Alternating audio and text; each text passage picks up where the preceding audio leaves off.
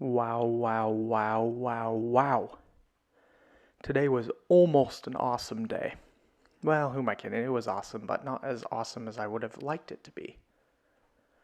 Today, aside from the other time I did cleans, is the first day I've done an actual heavy clean session.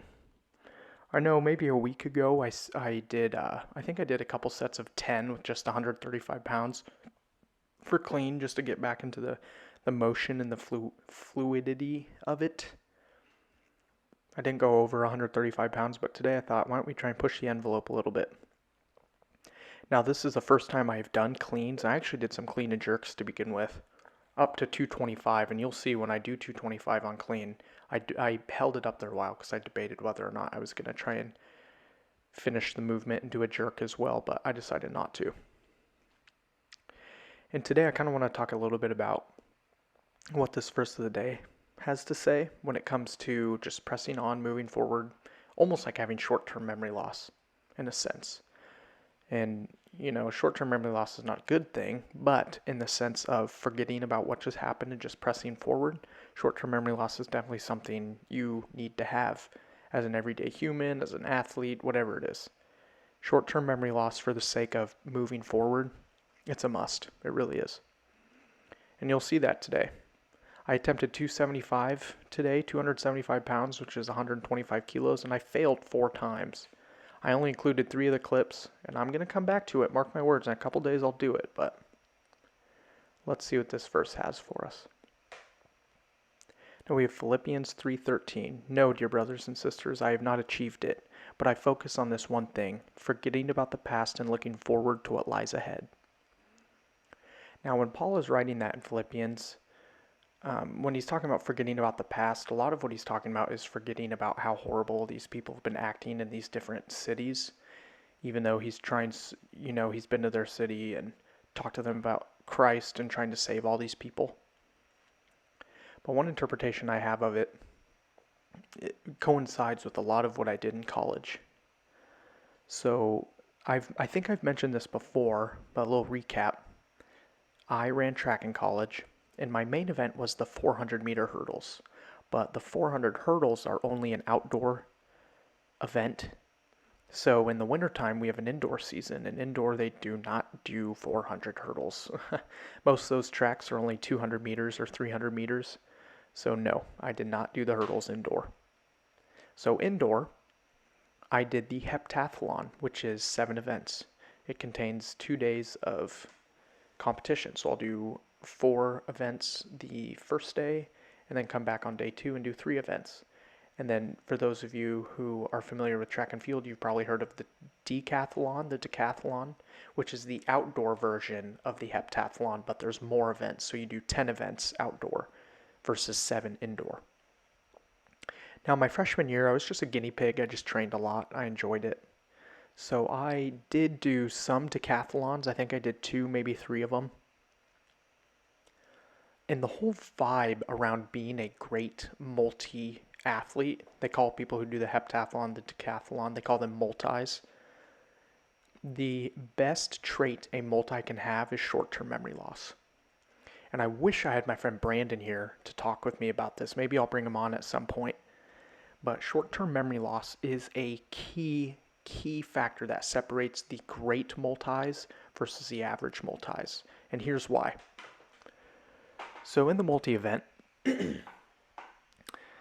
let's use the heptathlon indoor season as an example. We start with the 60-meter dash. Then we go long jump.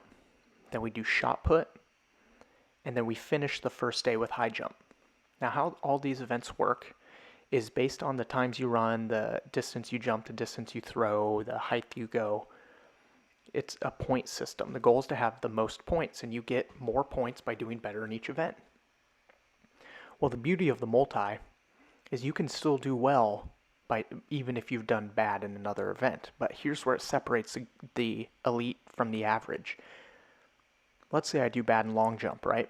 It's the second event of the first day. I do bad in long jump, and I'm mad about it.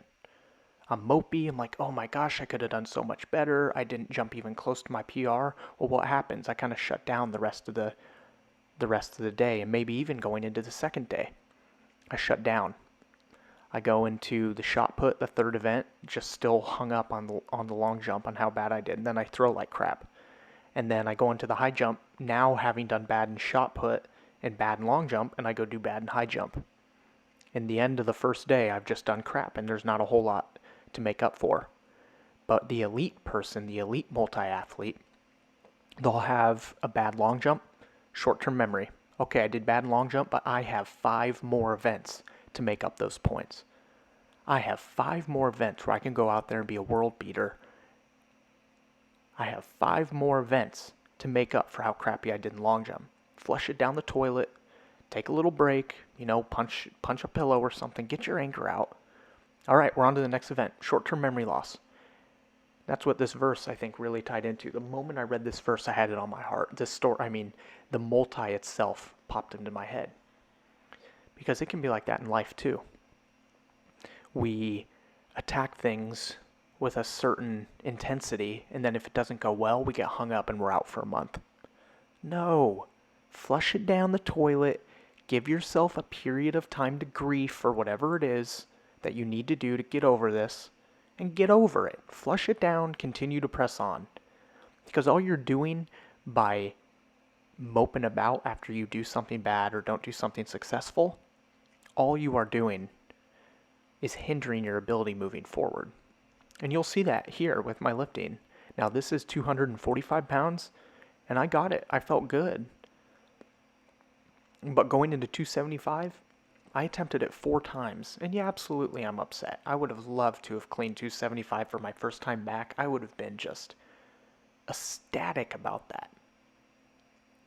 But I tried it 4 times. I said, you know what? My legs are shot. I'm not giving myself enough time to rest.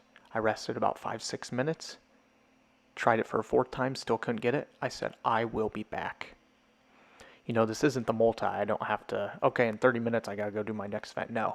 I'm going to train a little bit for the next couple days, and mark my words, I'm going to get 275. Before we know it, I'll be cleaning 315 like it's butter. I mean, God willing, of course. But yeah, have short-term memory loss. It's okay to have short-term memory loss for the sake of growing and developing and becoming successful. Don't get hung up on the small things, right? And here's my first attempt at 275. I'll let the rest of the videos play out. But don't get hung up, guys. Have short-term memory loss.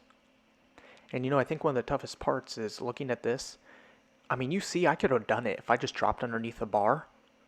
And that's the frustrating part. Because this is doable. I've done it before. I could have done it. I just couldn't pull it together.